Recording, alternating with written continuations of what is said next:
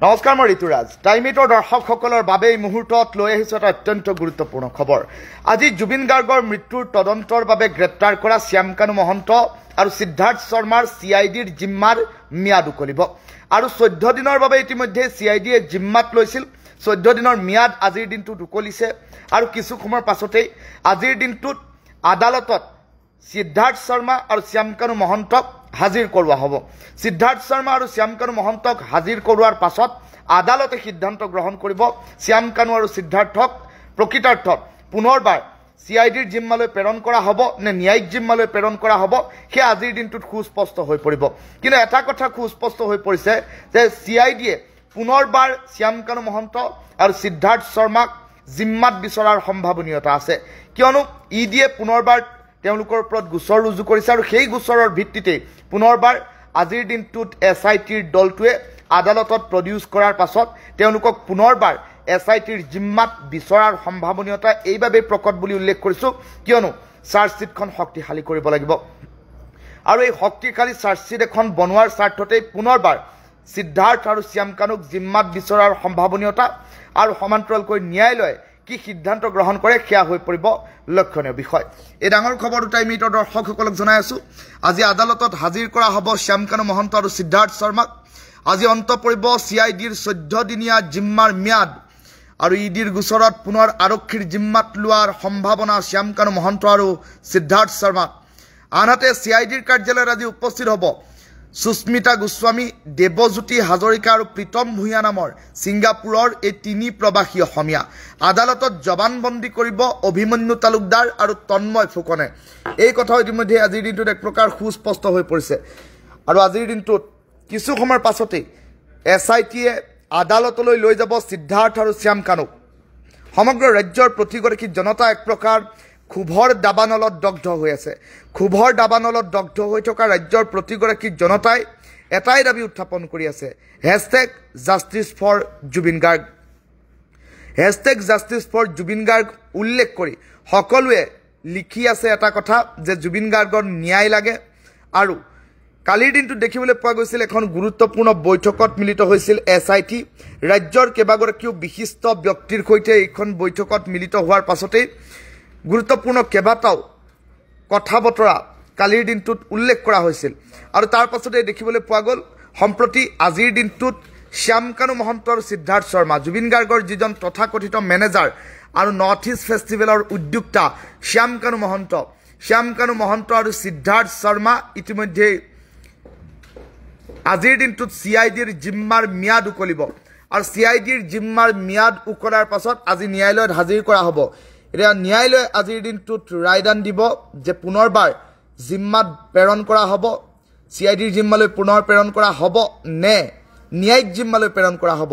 পোনে পোনে কাৰাগাৰলৈ লৈ যোৱা হ'ব নে CIDৰ জিম্মাত পুনৰ দিয়া হ'ব সেয়া আজিৰ দিনটোত লক্ষণীয় হৈ পৰিব। কিন্তু আদালতত হাজিৰ কৰি SITয়ে পুনৰবাৰ জিম্মাত বিচাৰি ন্যায়ালয়ক মহামান্য আদালতক আবেদন জনাব বুলি ইতিমধ্যে এক প্ৰকাৰ সুস্পষ্ট হৈ পৰিছে এই কথা। আৰু এই মুহূৰ্তৰ সকলোতকৈ ডাঙৰ খবৰটো টাইমিটৰ দৰ্শকসকলক এই মুহূৰ্তত জনাই আছোঁ। সমান্তৰালকৈ সিদ্ধাৰ্থ শ্যামকানুক আদালতত হাজিৰ কৰোৱাৰ সমানে সমানে কিন্তু দেখিবলৈ পোৱা গৈছে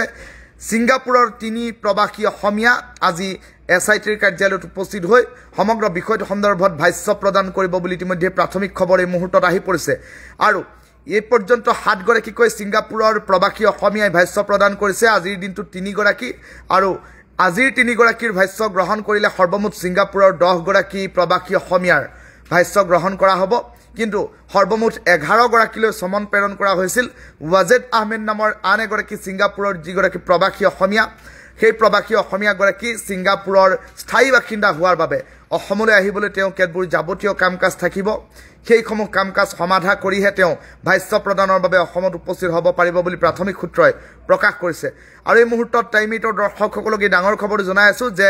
শ্যামকানু আৰু সিদ্ধাৰ্থৰ আজি CIDৰ জিম্মাৰ ম্যাদ উকলিব। 14 দিনৰ বাবে জিম্মাত লোৱা হৈছিল, 14 দিনীয়া জেৰা চলিল আৰু এই 14 দিনীয়া জেৰাৰ আজি ম্যাদ অন্ত পৰিব আৰু 14 দিনীয়া জেৰাৰ ম্যাদ অন্ত পৰাৰ পাছতেই প্ৰতিবেদন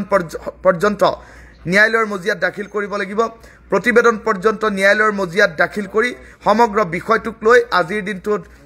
পৰৱৰ্তী সময়ত CIDৰ জিম্মালৈ প্ৰেৰণ কৰা হ'ব নে ন্যায়িক জিম্মালৈ প্ৰেৰণ কৰি পুনে পুনে কাৰাগাৰলৈ প্ৰেৰণ কৰা হ'ব সকলো ধৰণৰ বিস্তৃত খবৰ আজিৰ দিনটোত টাইম 8ৰ দৰ্শকসকলৰ বাবে আমি লৈ আহিবলৈ প্ৰতি মুহূৰ্তত চেষ্টা কৰি থাকিম কিন্তু এই মুহূৰ্তৰ সকলোতকৈ ডাঙৰ খবৰ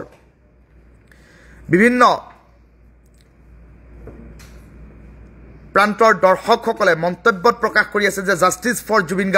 জুবিন গাৰ্গৰ ন্যায় কেতিয়া সকলোৱে প্ৰকাশ কৰি আছে এটা কথা যে জুবিন গাৰ্গে ন্যায় কেতিয়া পাব জাষ্টিস ফৰ জুবিন গাৰ্গ আৰু এইখন অসমত জুবিন গাৰ্গৰ দৰে এটি হত্যাৰ বাবে জুবিন গাৰ্গৰ দৰে এগৰাকী প্ৰাণস্পন্দন শিল্পীৰ বাবে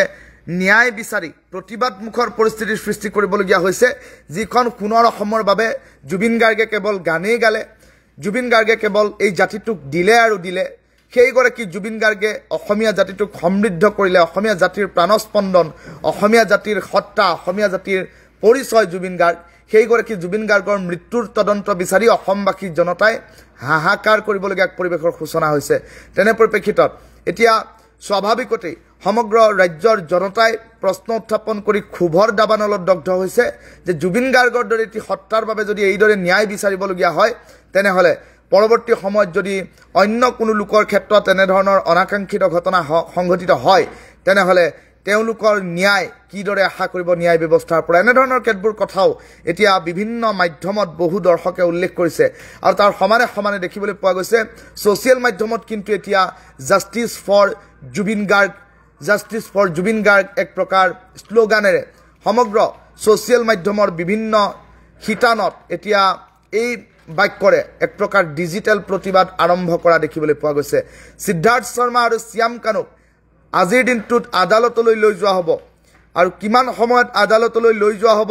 CIDৰ কাৰ্যালয়ৰ পৰা কিমান সময়ত আদালতলৈ উলিয়াই লৈ যোৱা হ'ব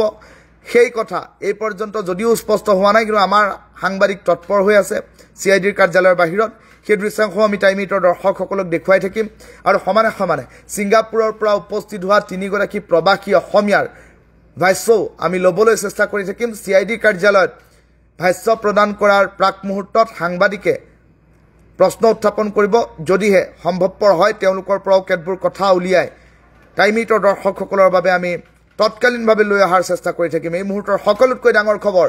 টাইম 8ৰ দৰ্শকসকলক জনাইছোঁ আজি CID জিম্মাৰ ম্যাদ উকলিব শ্যাম কানু আৰু সিদ্ধাৰ্থৰ 14 দিনীয়া জিম্মাৰ ম্যাদ অন্ত পৰিব আৰু 14 দিনীয়া জিম্মাৰ ম্যাদ অন্ত পৰাৰ পাছত ন্যায়ালয়ত হাজিৰ কৰা হ'ব আৰু ন্যায়ালয়ত হাজিৰ কৰাৰ পাছত ন্যায়ালয়ে সিদ্ধান্ত গ্ৰহণ কৰিব পুনৰবাৰ জিম্মালৈ প্ৰেৰণ কৰিব নে কাৰাগাৰলৈ পুনে পুনে প্ৰেৰণ কৰিব সকলো ধৰণৰ বিস্তৃত বিৱৰণ কিছু সময়ৰ পাছতে আহি পৰিব টাইম 8ৰ দৰ্শকসকলক বিস্তৃত প্ৰতিবেদন আমি টাইম 8ৰ দৰ্শকসকলক ক্ষিপ্ৰতাৰে প্ৰতিটো মুহূৰ্তৰ খবৰ